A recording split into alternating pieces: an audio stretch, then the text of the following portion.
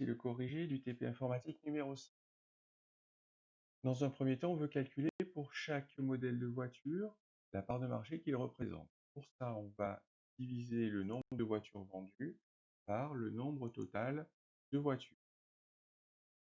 Quand on fait une formule, il faut penser à la recopie. Recopier cette formule vers le bas. B3, le nombre de véhicules du premier modèle, va devoir descendre, donc on le laisse libre. B13, le nombre total de véhicules, doit toujours être le même. Donc on va le bloquer en utilisant une référence absolue, 1 $ devant le B, 1 $ devant le 13, et 13 sera conservé pendant la recopie. On peut le voir ici. Et B13. En 2019, on va procéder de même. On va diviser le nombre de véhicules vendus par la première marque par le nombre total de véhicules. Le nombre total de véhicules va utiliser une référence absolue et on copie notre formule vers le bas. Pour l'évolution en nombre de véhicules de 2010 à 2019, on fait la différence entre le nombre de véhicules vendus en 2019 et le nombre de véhicules vendus en 2018. Pour avoir l'évolution en pourcentage, eh bien on va diviser cette évolution en nombre par le nombre de véhicules vendus en 2018. Égale F3 divisé par P3. Et on valide. On recopie. Tous les nombres de véhicules ici et les évolutions. On va, pour la mise en forme, utiliser le menu format cellule et demander à avoir le séparateur de milliers. On obtient ainsi des nombres qui sont plus lisibles. Pour les parts de marché et évolution en pourcentage. Tout ça, ce sont des pourcentages. On peut utiliser ici le formatage en automatiquement. Les nombres apparaissent en format pourcentage avec 2 décimales. On peut modifier ce nombre de décimales avec ces 2 boutons.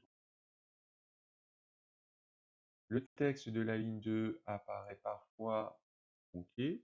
Pour ça, eh bien, on va utiliser le menu format cellule alignement. On va renvoyer à la ligne lorsque c'est nécessaire. Et puis également, écrire au centre, horizontalement et verticalement au milieu. La hauteur de ligne s'est adaptée de toute la fiche. On peut, si on le souhaite, faire de la mise en forme sur les arrière-plans. Donc par exemple, le fond ici, pour les lignes 1 et 2 de couleur particulière. La colonne A de la même couleur. Les colonnes B et D contiennent des données que l'on avait directement. On peut les mettre d'une autre couleur. Et puis le reste, où on a saisi des formules, on peut utiliser encore une autre couleur si on le souhaite.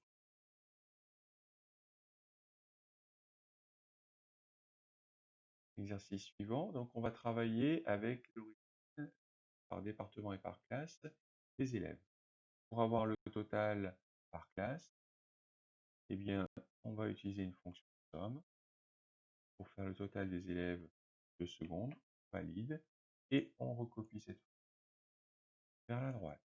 Pour avoir le total par département, on fait pareil, fonction somme, la plage sélectionnée est la bonne, on redescend et on recopie vers le bas.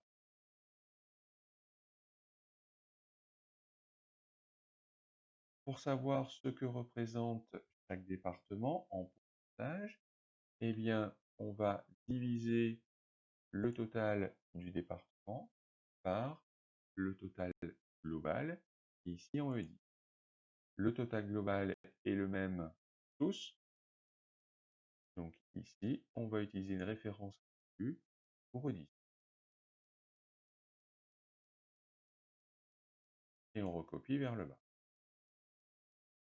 On fait pareil par classe. Donc, égal le total par classe divisé par le total par département.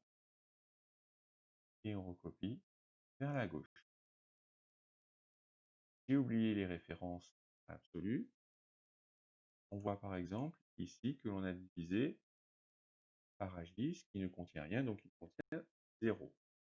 On reprend donc la formule et on peut rajouter, si on le souhaite, les dollars devant le E et devant le pour obtenir une référence absolue. Ici, pas de problème. Les pourcentages, comme tout à l'heure, on peut les mettre en pourcentage.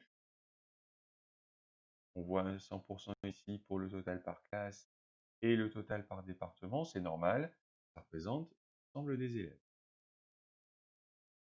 Maintenant, pour finir la mise en forme, eh bien on peut, pour ces deux lignes,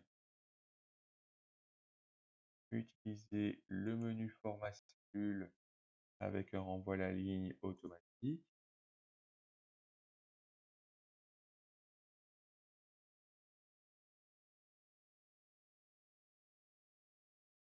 Pour ces deux cellules, on peut faire pareil. Format cellule, voilà la ligne automatique. Toutes nos données ici, on peut les centrer. Donc ici, centré horizontalement et ici, centré verticalement. On peut mettre des couleurs si on le souhaite, comme on avait fait tout à l'heure. Donc pour les en-têtes, pour les cellules qui contiennent des données,